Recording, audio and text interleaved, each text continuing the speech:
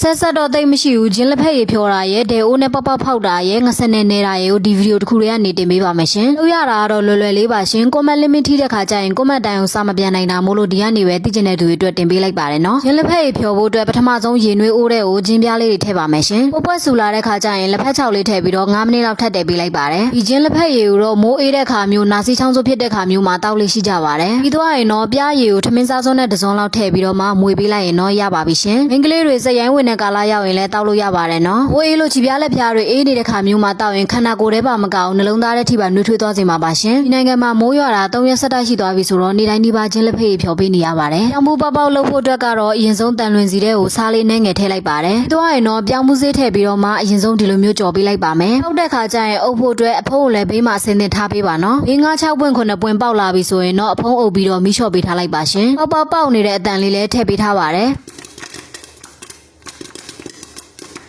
ဒီလိုမျိုးပေါက်နေတဲ့အတန်ရက်သွားပြီဆိုရင်တော့မိပိတ်ထားလိုက်လို့ရပါပြီ။ကိုကအချိုစားခြင်းနဲ့ဆိုရင်တော့ထောပတ်တို့တကြားတို့လည်းထည့်ပြီးတော့ဖောက်လို့ရပါတယ်နော်။စိတ်မေးကြလို့တစိတ်ကတော့ဒါလေးပါရှင်။သွားရင်တော့ငစနဲ့စလုပ်ပါမယ်ရှင်။ငါ့ကိုတော့ဘာငါဖြစ်ဖြစ်ကိုကြိုက်တဲ့ငါသုံးလို့ရပါတယ်။ရေစေးကြောတန့်စင်ထားတဲ့ငါးတွေကိုစားနေနေပါမယ်။ငါ့ကိုတော့ပုံမှန်ဟင်းချက်တာထက်2ဆလောက်ပို့ထည့်ပေးရပါမယ်နော်။ပြီးသွားရင်တော့ဒီလိုမျိုးတေချာလေးဆုပ်ပြီးတော့မှအသားထဲထိဝင်သွားအောင်နေပေးပါမယ်။ပလတ်စတစ်အိတ်နဲ့ထုတ်အပေါ်ကနေလေးတာလေးတစ်ခုခုဖိပြီးတော့တညသိပ်ထားလိုက်ရင်တော့ငစနဲ့ရပါပြီနော်။ကျမတို့ဘက်မှာငစနဲ့လေးကိုကြော်မုတ်ညင်းစောလေးနဲ့ခင်းကျင်ဒီပန်ထွေပြော်လေးနဲ့ဆိုရင်အရန်ကိုထမင်းမိန်နဲ့ဟင်းတွဲဆက်လေးပါရှင်ကျေးဇူးပါရှင်ဘိုင်ဘိုင်